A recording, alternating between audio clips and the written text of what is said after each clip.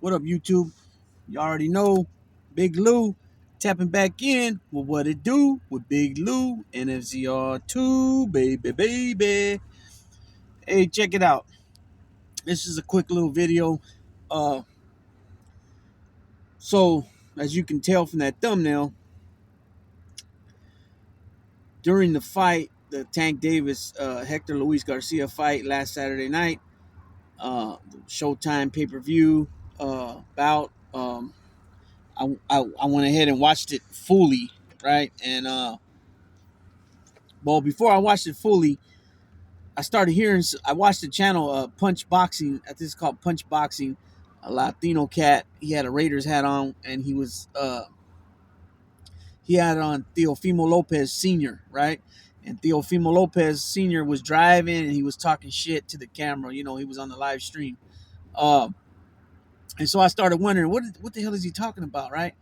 Now, I know I heard during one of the articles that I read, the online articles that I read about the fight, there was something mentioned, so I knew what he was talking about when he brought it up. So what he brought up was the incident that happened in the ringside, right? It was about probably within the first 5 or 6 rows, I would say, right?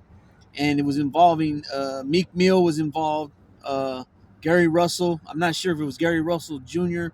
or which Gary Russell was, because I think there's two Gary Russells. Also, Wallow was there from Gilly the Kid's cousin. I guess he was there. And at first he said, the clip that I watched, the guy said Wallow's there. But then when I Googled Gilly the Kid and I seen Wallow's name, I seen the name of their podcast. So I went back and watched a little clip again of the fight and the incident that was happening. The guy that had it on the shorts that he put.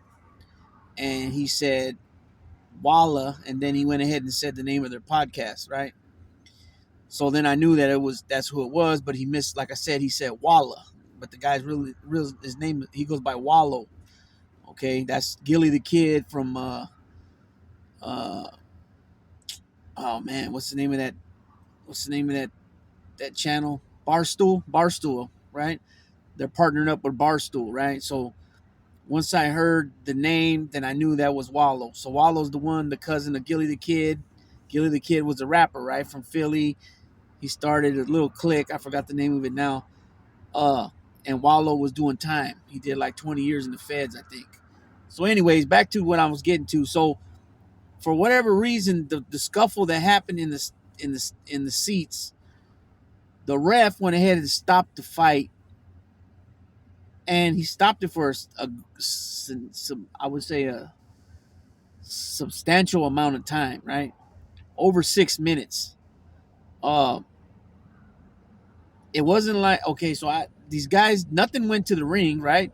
They didn't even get nowhere near the canvas on the outside of the ring or anything. Nothing was being thrown in the ring. Nobody landed in the ring. Like that time the guy parachuted into the ring. I think that was the Evander Riddick Bowe fight. None of that happened. Nothing like that. Period. Nothing. Nobody. Nothing like that. Period. Stepped. Nobody came into the ring.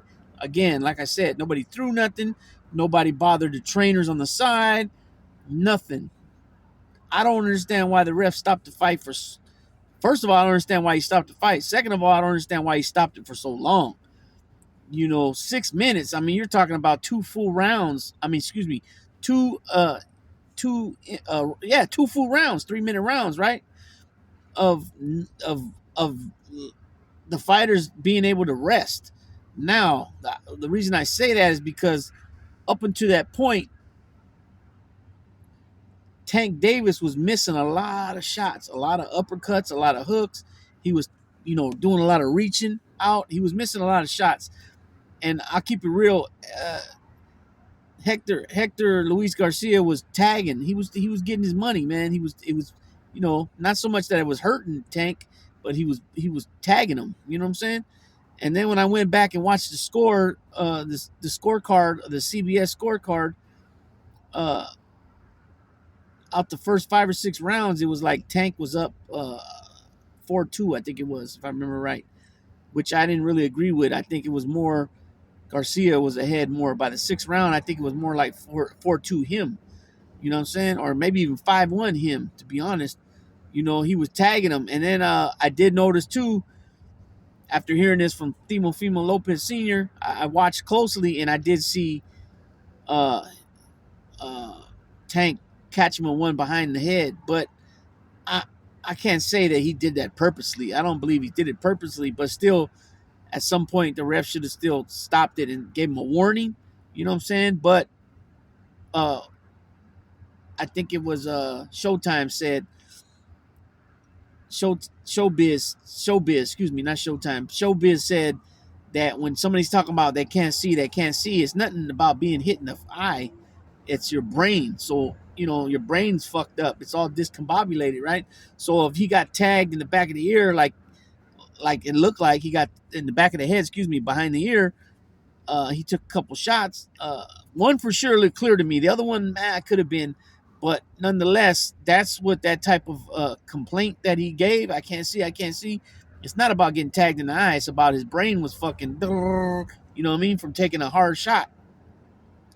So that's understandable. So when he couldn't make the bell, obviously they stopped it. But I don't know, peoples. I'm just saying. I'm not saying, oh yeah, Hector Garcia won. I'm not saying none of that. I'm just putting a little something out there, food for thought, something to go look at, rewatch the fight if you haven't watched it yet, or if you were like me and you only seen, some of the Twitter highlights and some of the highlights like that, go back and watch the whole fight and score it yourself and see what you think. You know what I'm saying? Nonetheless, even if Garcia was up 9 rounds to nothing, or excuse me, 8 rounds to nothing, and he couldn't make the bell for 9, he's still lost. Doesn't matter. The scorecards, when it comes to a KO or a TKO, scorecards are irrelevant. You know what I'm saying? The only time the scorecards are relevant is when uh it's an accidental headbutt or something like that, and they say let's go to the scorecards, or accidental, usually a headbutt or something like that. Then they'll go to scorecards. But other than that, a KO, TKO, the hell with that scorecard. It don't mean diddly shit. You know what I'm saying? But anyways, people, that's just a little food for thought.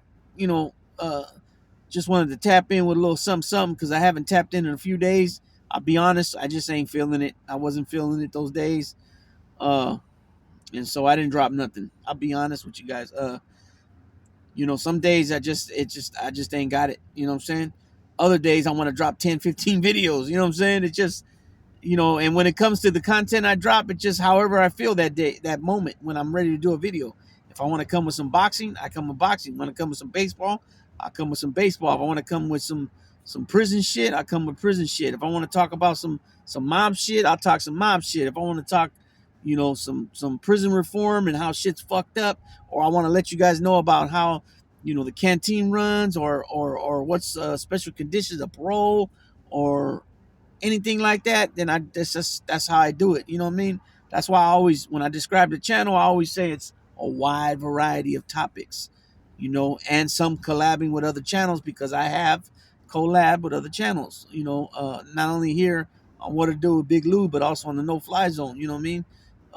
But here, as far as here on What to Do with Big Lou, I collabed with Adam from Australian Prison Stories TV, and then also Harvey Talks Prison. You know what I mean? I've done uh 4 videos with them on my channel, and then on Harvey's channel I did like 4 videos over there on his channel.